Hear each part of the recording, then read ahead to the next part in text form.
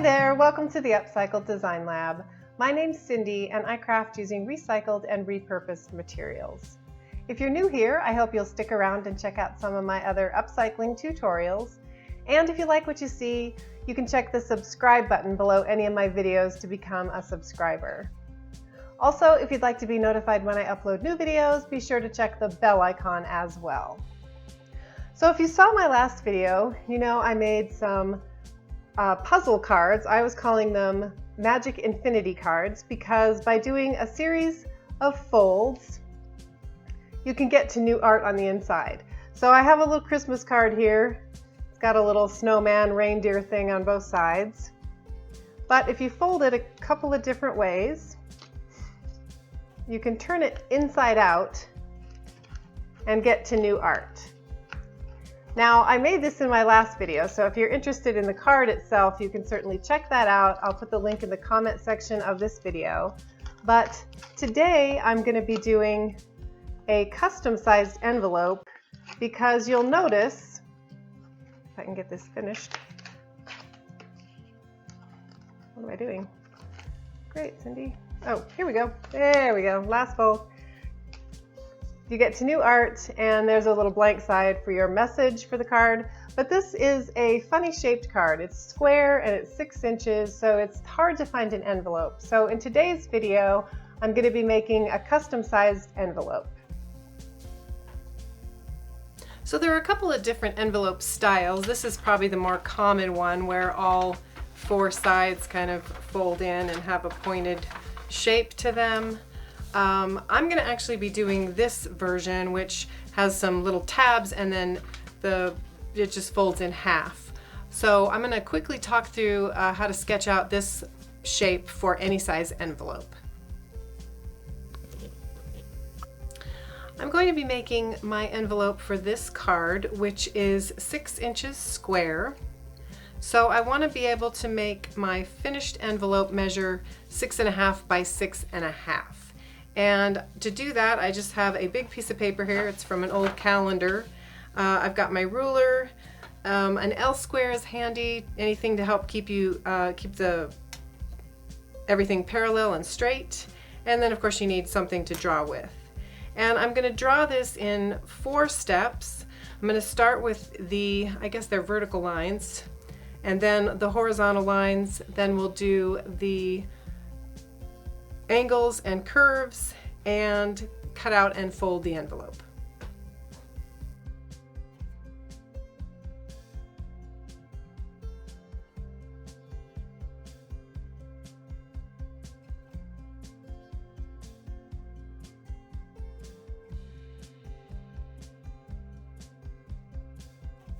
So here are my 4 lines.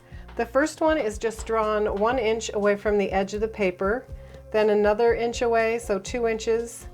Then the second 2 measurements are whatever you want the height of your envelope to be. So in my case, I want it to be 6.5 inches. So I've got a 6.5 inch space, and then I've drawn another line, another 6.5 inches away. For the horizontal lines, you want to draw a line perpendicular to your vertical lines, roughly in the center of your paper. And from that center line, you're going to measure out half of what your width of your finished card is. So my finished width is 6.5. So for my center line, I wanted 3.25 inches on either side, and then I drew another line. And then on either side of that, I just added another 1/2 inch on the outside edge.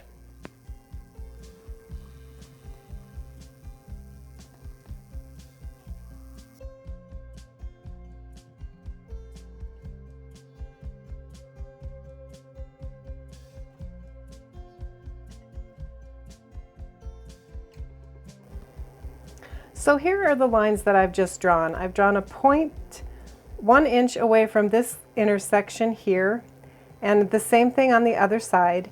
And then I've connected those dots with my center line at the top and my 2-inch line to make the little flap.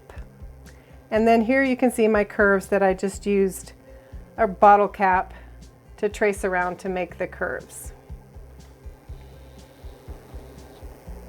And for the bottom half of the envelope, or the part that folds up to make the envelope, I've just drawn from this corner point here a 1/4 inch in to make a dot, and on the other side a 1/4 inch as well. And then from my center line I've drawn down a 1/2 inch for my other point, and I've connected this point with this point, the center point, and the same on the other side. And then here I've just highlighted the cut lines so they're easier to see, and I'm writing in where all the fold lines are.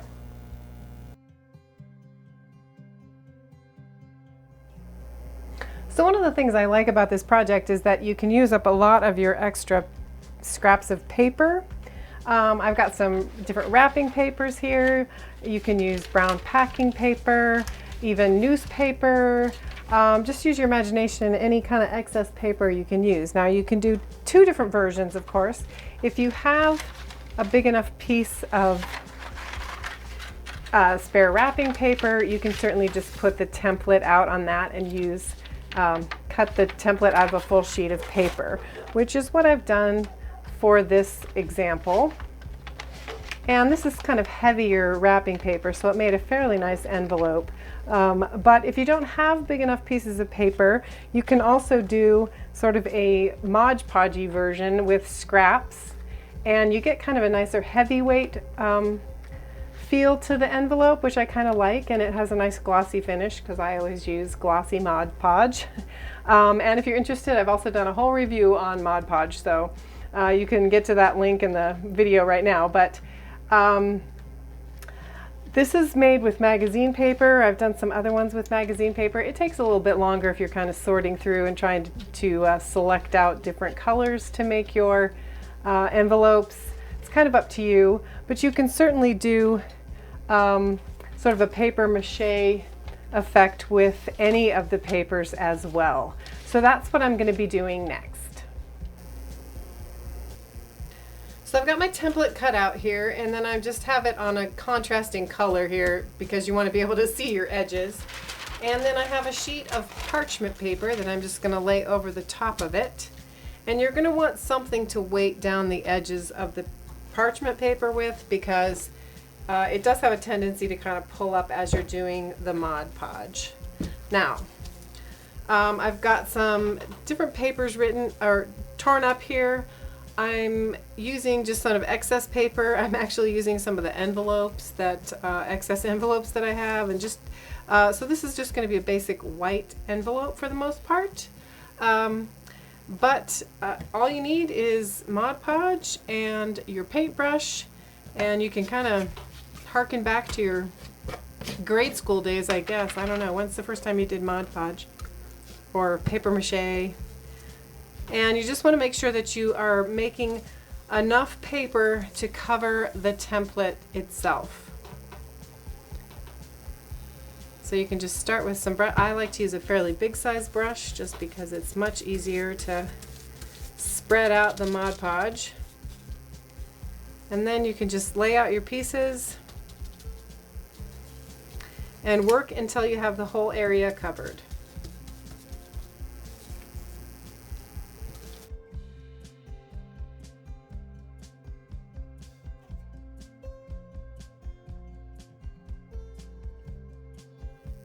So I've got the whole area filled with paper mache now, and I'm going to go ahead and just set that aside and let it dry for a little bit.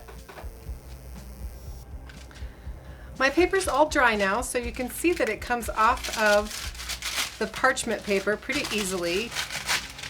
Just in case it gets stuck, you want to be kind of gentle, coaxing it off of the paper, but it should come right up. And you can reuse the parchment paper several times. So the next thing I want to do is I want to take my template and lay it on top of my paper here. And I just like to use clothespins to hold my shape in place while I'm cutting it out. So I can just move the clothespins around as I need to cut all of the edges off.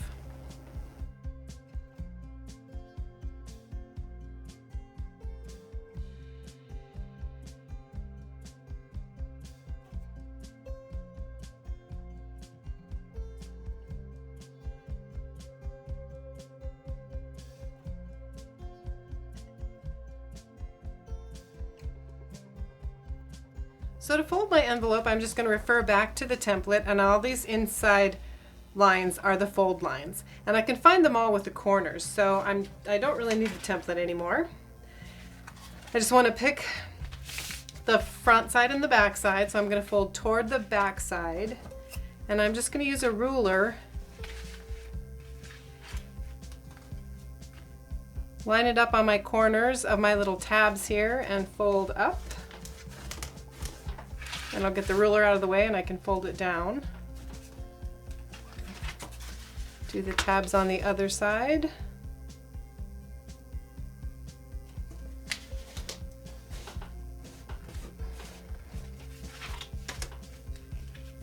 Fold them down. Then for this bottom edge, you want to line up your corners, but you also want to make sure that you're folding this so that it's kind of straight and even when it gets to the top here. So you're going to kind of line up these 2 points and press down.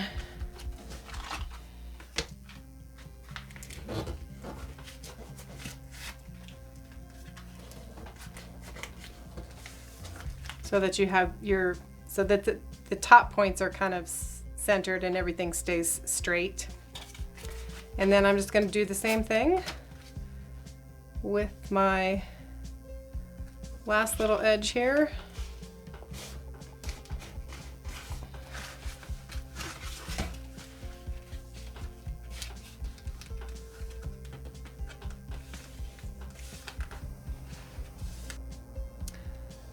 To finish off my envelope, I'm going to be using the Fabri-Tac glue, and I'm just going to open my envelope up and run a bead of glue along both of my tabs.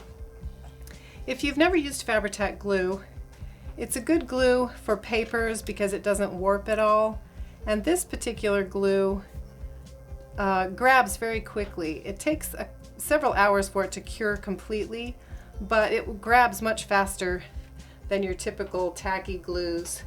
So you get a hold right away.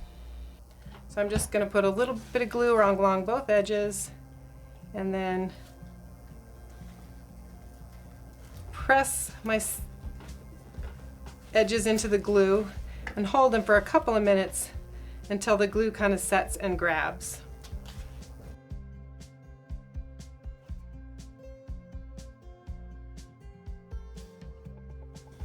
And once it's grabbed along the edges, I just want to go back in and make sure that I didn't get glue anywhere that's going to actually be in the wrong place and kind of hold the envelope shut. So it seems like that's good.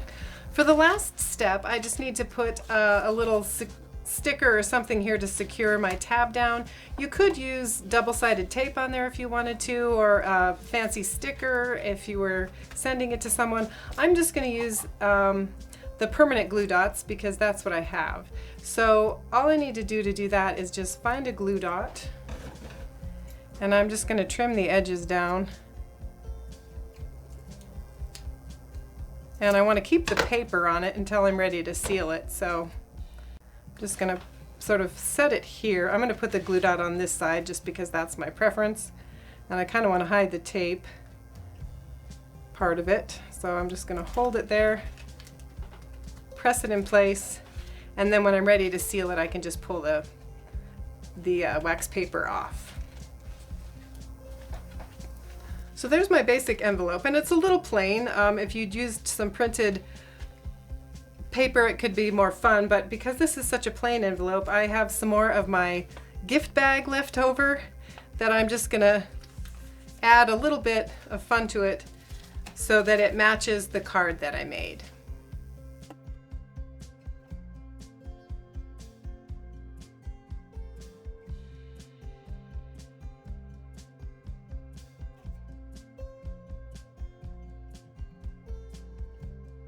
So that's it for today's video. If you enjoyed this video, I hope you'll give it a thumbs up, and also consider subscribing to my YouTube channel. And if you missed my infinity card video, please be sure to check that out in the comment section below. And I hope to see you back here soon in the lab.